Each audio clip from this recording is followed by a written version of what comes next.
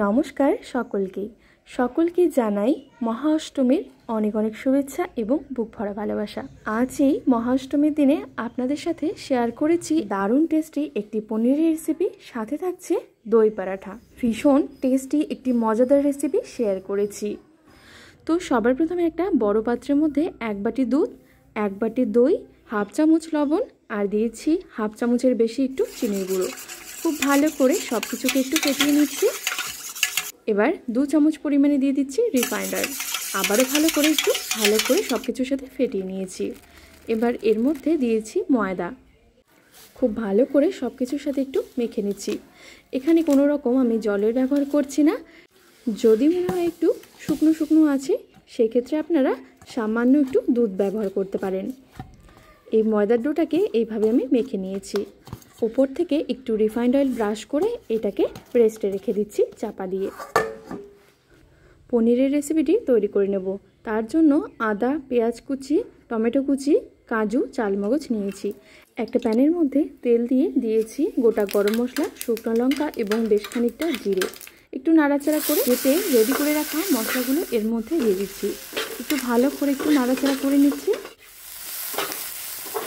2 থেকে 3 মিনিটের মতো একটু ভেজে নিয়ে তারপর নামিয়ে নিয়েছি। ঠান্ডা করে মিক্সির মধ্যে এটাকে পেস্ট করে নিয়েছি। ওই একই প্যানের মধ্যে তেল দিয়ে পেস্ট করা মশলাটিকে দিয়ে দিচ্ছি।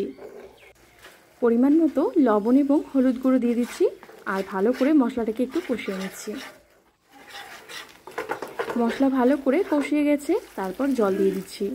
গ্রেভির জন্য জলটা ভালো করে ফুটে আসলেই এরপর কেটে রাখা পনিরগুলো দিয়ে দিচ্ছি। এখানে পনিরটাকে আজকে আমি ভেজে নিয়ে কাঁচা অবস্থায় দিয়েছি।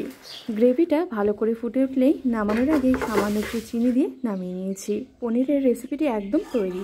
এইদিকে রেস্টে রাখা ময়দাটিকে আবারও ভালো করে হাত দিয়ে একটু ঠেসে নিচ্ছি। ময়দার ডো থেকে মিডিয়াম মাপের করে লেচিগুলোকে কেটে নিয়েছি। এবার হাতের সাহায্যে একটু গোল পাকিয়ে নিয়েছি। সবগুলো এইদিকে তৈরি করে নিয়েছি। এবার একটা আমি বেলে নিচ্ছি। সামান্য একটু আমি ময়দা ছড়িয়ে দিচ্ছি, তারপর এগুলোকে বেলে নিচ্ছি। ঠিক এইভাবে গোল করে আমি বেলে নিয়েছি। কর্নফ্লাওয়ার এবং রিফাইন্ড অয়েল দিয়ে একটা মিশ্রণ তৈরি করেছি। পুরো রুটিটার গায়ে খুব ভালো করে লাগিয়ে নিয়েছি। একটা ছুরির মাধ্যমে চারদিকটা ঠিক এইভাবে করে আমি কেটে নিচ্ছি। আর এইভাবে ঠিক আমি ভাঁজ করে নিচ্ছি। ঠিক যেমনভাবে ভাঁজ করেছি সেইভাবে একটু করে নেবেন। সব দিকটা এইভাবে ভাঁজ করে নিয়ে তারপর মুখটাকে খুব ভালো করে এইভাবে চেপে চেপে বন্ধ করে দিচ্ছি। ঠিক এমনটা করে আমি মুখটাকে ভালো করে বন্ধ করে গোল করে নিয়েছি। ঠিক একইভাবে আমি আবারও আরেকটি তৈরি করে নিচ্ছি।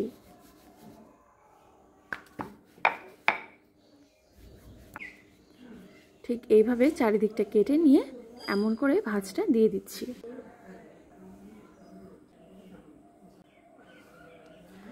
এবার খুব ভালো করে মুখটাকে আবারও চেপে চেপে বন্ধ করে দিচ্ছি।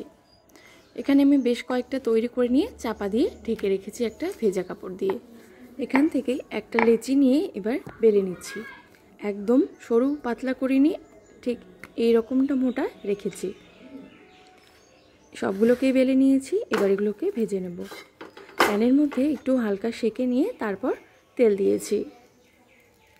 দুদিকটা ভালো করে একটু সেঁকে নিয়ে তারপরে এখানে তেল ব্যবহারটা করেছি। লো টু মিডিয়াম আছে খুব ভালো করে এই দই পরোটাগুলোকে ভেজে নিচ্ছি। দেখতে দেখতে একটা তৈরি হয়ে গেছে, আবারও আরেকটি তৈরি করে ফেলেছি। ঠিক একই প্রসেসে আমি সবগুলোকেই তৈরি করে নিচ্ছি। তৈরি হয়ে গেল দই পরাঠা, সাথে থাকছে একটি পনিরের দুর্দান্ত রেসিপি। অবশ্যই এই পুজোর দিনগুলোতে একদিন বানিয়ে খেয়ে দেখবেন। আশা করি ভীষণ ভালো লাগবে। ধন্যবাদ।